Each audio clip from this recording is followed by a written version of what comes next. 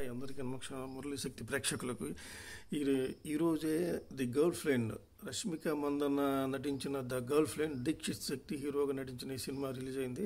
అల్లు అరవింద్ సమర్పణలో రూపొందిన ఈ సినిమా చీలా సౌ సినిమాతో డైరెక్టర్గా పరిచయం అయిన నటుడు రాహుల్ రవీంద్రన్ ఈ సినిమాను దర్శకత్వం వహించారు. అయితే ఈ సినిమాలో కథ ఏంటంటే మహిళల యొక్క ప్రధానమైన సమస్యను తీసుకుని ఆయన చేసుకున్నాడు. ఇది ఒక సందేశం ఉంటుంది అనేసి కూడా అన్నాడు. అయితే మన నిర్మాత గారు నేను ఒక మంచి సినిమా తీశాను, ఇది ఎంతవరకు రీచ్ అవుతుందో చెప్పలేను, కానీ ఒక సంతృప్తి కలిగిన సినిమా అని చెప్పి రేటింగ్ 1.5 ఇస్తారేమో అని కూడా చెప్పాడు ఆయన సినిమా రిలీజ్ ముందే.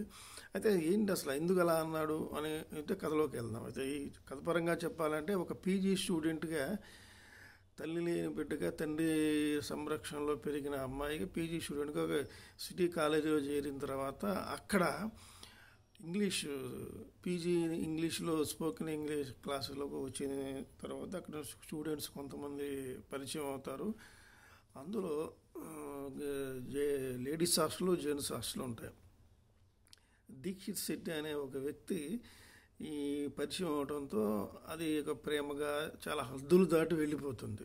ఆ హద్దులు దాటి వెళ్ళే క్రమంలో అసలే అమాయకత్వంతో కూడిన ఈ అమ్మాయి సమాజంలో లోకంలో ఇలా ఉంటారనే వ్యక్తులు కూడా గ్రహించే లోపే ఆయన మొత్తం సర్వాన్ని కోల్పోయే స్థితిలోకి వెళ్ళిపోతుంది. ఇందులో ఎమ్మాయిలు కూడా ఫ్రెండ్ ఉంటుంది. ఇలా రకరకాల క్యారెక్టర్లు ఉండి అసలు ఆమె ఏం కోల్పోయింది ఏమిటి, చివరికి అతని బారి నుంచి ఎలా బయటపడింది అనేది ఇందులో పాయింట్. ఇందులో దర్శకుడు చెప్పాల్సిన అంశాన్ని ఏదో చక్కగా ఒక మహిళలలో ఒక కోణంలో కరోనా టైంలో రాసుకున్న కథ ఇది. ఇది ఆహా ఓటీటీకి రాసుకున్న కథని దాన్ని అల్లు అరవింద్ గారికి చెప్పడంతో అది సినిమాగా తీయాలి అని కొద్ది రోజులు గ్యాప్ ఇచ్చి అప్పటి నుంచి ఇప్పుడు దీన్ని అట్టి పెట్టుకొని తీశారు. అయితే పాయింట్ మంచిదైనా ఇందులో చాలా విషయాలు అంటే అమాయకంగా ఉండే ఆడపిల్లలు ఒక వ్యక్తి చేతిలో ఎలా మోసపోతారు ఏమి తెలుసుకొని కాలేజీకి చేరినప్పుడు ఇంటర్మీడియట్ అంటే ఎడ్యుకేషన్లో జీవితంలో ఒక అటు ఇటుగానే దశ ఆలోచించే విధానం కూడా వాళ్ళది ఏది తప్పు ఏది కరెక్ట్ కూడా తెలియదు. అలాంటి యొక్క ఆలోచన విధానంలో ఉన్న అమ్మాయి పీజీ వచ్చిన మనసు మారదు, అలాగే ఉంటుంది. ఒక వ్యక్తి పీజీ స్థాయికి చేసిన వ్యక్తి ఉన్నప్పుడు ఒక వ్యక్తి నువ్వు నా అమ్మలా ఉన్నావు నిన్ను చూస్తుంటే అని ఆ డైలాగ్తో ఆమెను పడేసేసి నిన్ను చూస్తుంటే అమ్మలా ఉంది అనేసి నేను మా అమ్మే అని నేను ప్రేమిస్తున్నాను అని చెప్తే ఆమె పడిపోయి ఇదే డైలాగు విజయ్ దేవరకొండ సినిమాలో రష్మిక మందన్న చెప్పినప్పుడు అమ్మనే ఎలా ప్రేమిస్తావు, నేను ప్రేమించలేను, పెళ్లి చేసుకోలేను అంటాడు. అది వేరు.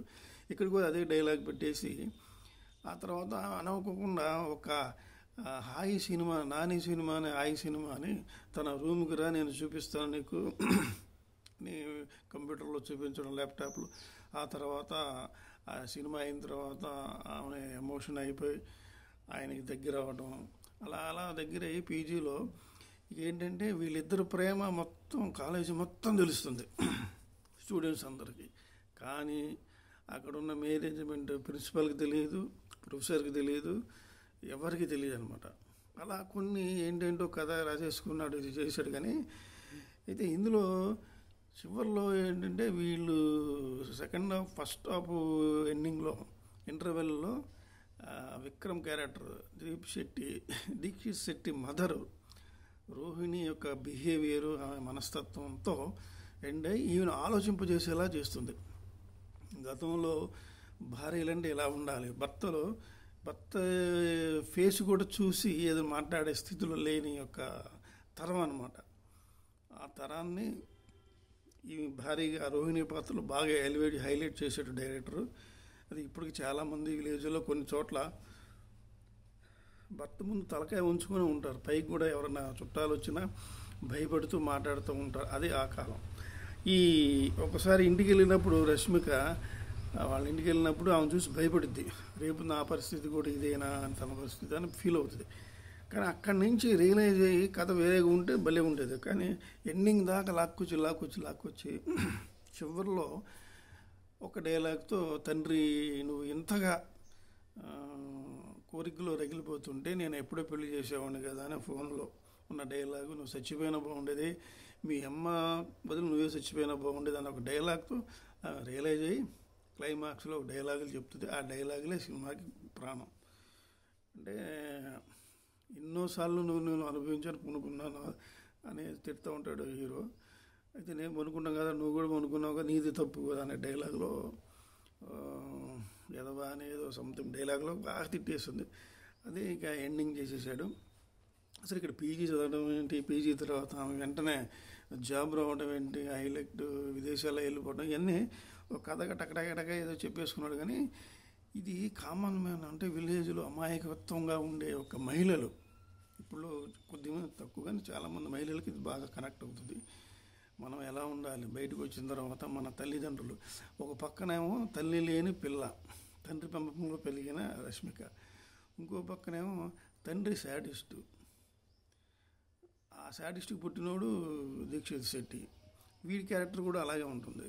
అక్కడ తల్లి చాలా అమాయకురాలు, అంటే అక్కడ తండ్రి ఉండడు, ఇక్కడ తల్లి ఉండదు. ఈ క్యారెక్టర్లో పెట్టేసి ఇక్కడ లాగాడు. అయితే ఇందులో అను ఇమాన్యుయల్ ఒక పాత్ర ఫ్రెండ్గా ఉంది, కానీ ఆ ఫ్రెండ్ క్యారెక్టర్ని ఇంకా హైలైట్ చేస్తూ రియలైజ్ చేస్తే బాగుండేది. ఇక డైరెక్టర్ కూడా ఇందులో ప్రొఫెసర్ పాత్ర చేశాడు. నీకు నచ్చింది నువ్వు చేయమ్మా, నీ లైఫ్ నీది, ఈ తండ్రిది కాదు, రేపు వచ్చే మొగుడిది కూడా కాదు అని ఒక రియలైజ్ చేసి బోధిస్తాడు. దాంతో ఆమె కొంచెం రియలైజ్ అయ్యటంలో, అంటే అమాయకురాలుగా నిదానంగా ఆలోచిస్తూ ఏంటంటే ఏం చెప్పాలో తెలియదు. ఒక మహిళలకి, ఒక లేడీకి ఒక యువకుడు ఏదైనా ప్రపోజ్ చేసి నువ్వు అందగత్తే అది ఇది అనగానే పడిపోతారు. ఆ కాన్సెప్ట్తో తీసుకొచ్చి ఏం జరుగుతుందో అనుకునే లోపు కూడా అవన్నీ కోల్పోతుంది. అయితే ఏదైతే చెప్పాలి ఇష్టం లేదు, మనసులోని బాధను, మనసులోని ఆలోచన వ్యక్తం చేయటే విధానం కూడా భయపడుతూ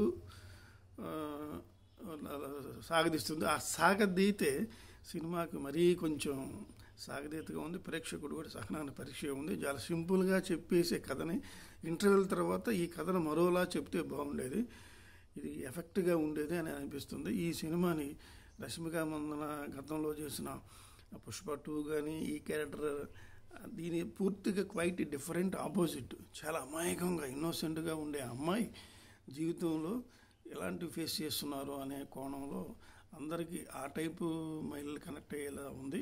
అయితే ఇంకొన్ని జాగ్రత్తలు తీసుకుంటే ఈ సినిమా చాలా హైలైట్గా అయ్యేది. కొన్ని చాలా లోపాలు ఉన్నాయి. అందుకని మొత్తంగా మంచి ప్రయత్నం చేశారు. ఈ తీసిన నిర్మాతకే డౌట్గా ఉంది, నేను మంచి సినిమా తీశాను మీకు నచ్చుతుందో లేదో అని కూడా అన్నారు. అలాగే అది అందరికీ నచ్చకపోవచ్చు, ఏదైనా సరే మంచి ప్రయత్నం చేశాడు ఇప్పుడున్న జనరేషన్ బట్టి.